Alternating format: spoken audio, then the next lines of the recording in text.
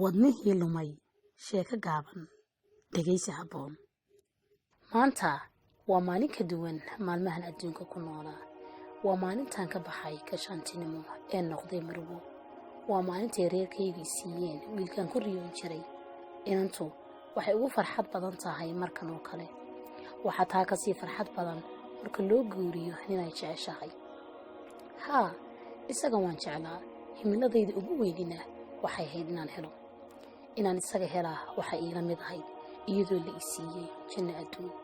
La haasaawa isaga oo helay. Waxaan ahaa ardayad hadda uun gashay fasalkeedii labaad ee dugsiga sare. Waxaan ku riyoon jiray mar uun inaan guursado nin jecel oo i koolkooliya sidaan u jecelahay inaan isaga sidaa ka yeelo.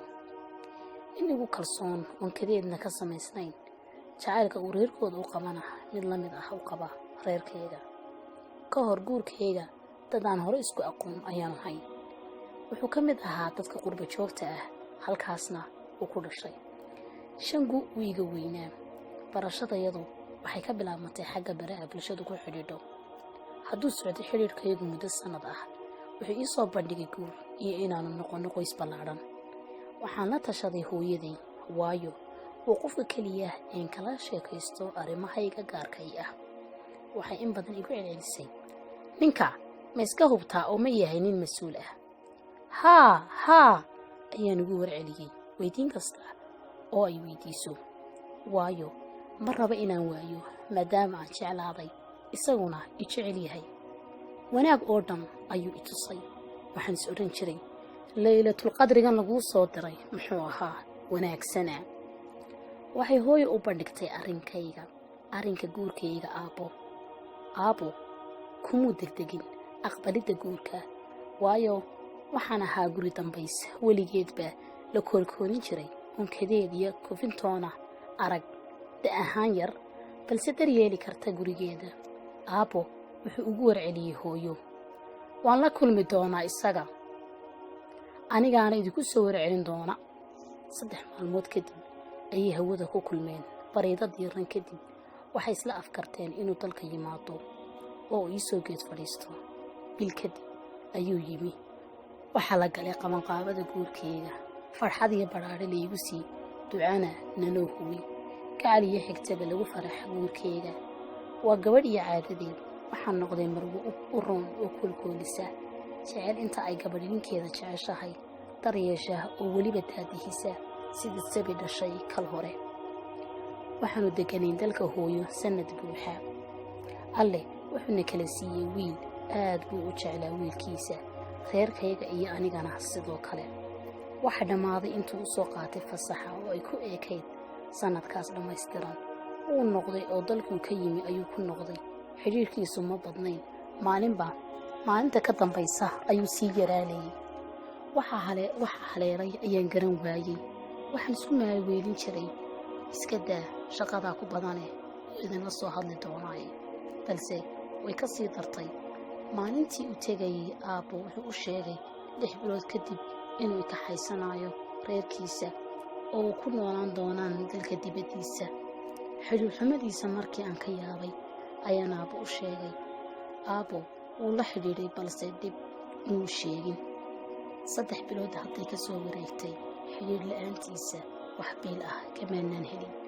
Aabbo ayaa markasta naga warhayn jiray oo biil iyo bara aan seexanaba na siin jiray. Arrintiisu way ka soo reyn weyday. Wax isbeddel ahna ma yeelato. Maalin maalmaha ka mid ah ayay ila soo xidhiidhay gabadh aan saaxiib nahay. Bariidad diiran kadib waxay igu tidhi, naayaahe hoogto, miyaad ogtahay inuu ninkaagii guursaday oo xalay oo dhan loo ciyaarayay?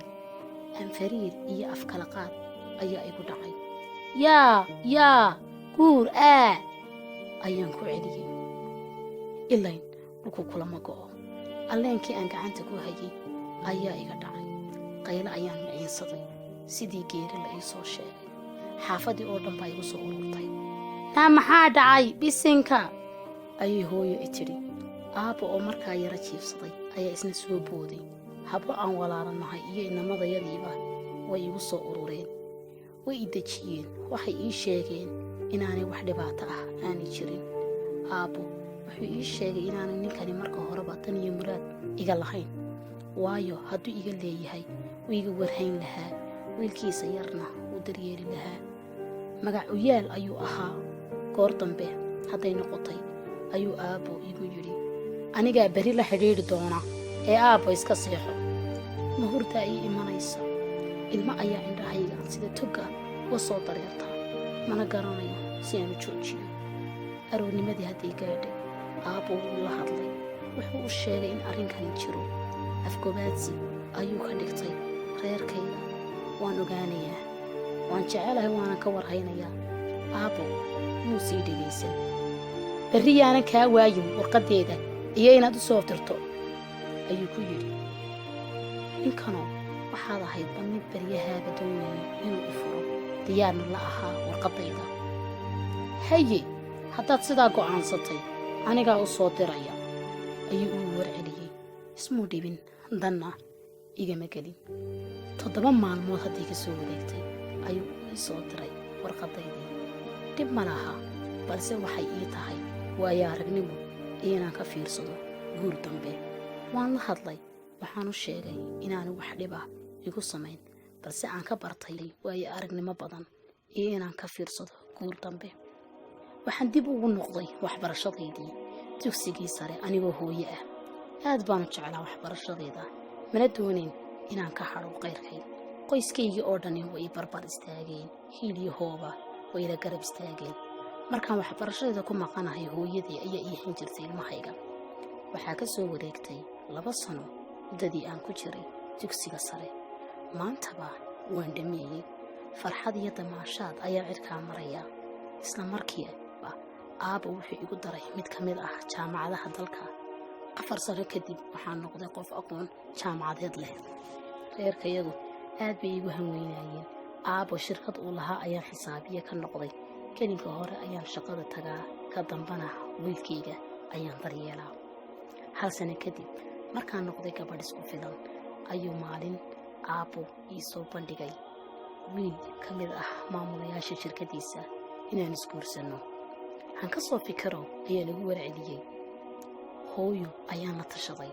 hooyo waxay igu tidhi, ninkii hore adigaa doortay, balse ninkan aabba kuu dooray inaan taydiyey. wax dhib ah ma filayo inaad kala kulmi doontid. waayahay ayaan ugu warceliyey. aabbo ninkii wuu na sukaayo xidhay. waanu safgaranay. muddo bil gudaheedna waxaan noqday marwadiisa. wiilkaygii aabbo ayuu u noqday. waxaan noqday marwo uu jecel yahay, isna jecel. waa run, wadnahaygii hore wuu lumay, mana soo noqonayo, balse waxaan yeeshay wadno cusub oo ku baxay nolol cusub. waraabkiisuna yahay isku kalsoonaan, daacad, wadajir iyo jacayl. maanin kaarin ninkaygii hore, balse waxaan ka murugooday dhibtoo igu sameeyey.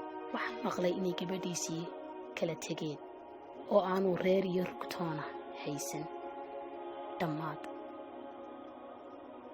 waad mahadsantihiin sida quruxda badan ee aad u dhegaysateen sheekadan. si aad u hesho sheekooyin kale iyo waxyaabo kale oo ku xiiso geliya, fadlan la wadaag asxaabtaada. aad iyo aad baad u mahadsantihiin. wixii faallo ah hoos noogu reeb. wasalaamu calaykum waraxmatullaahi wabarakaat. waa walaashiin Faadumo Buuni.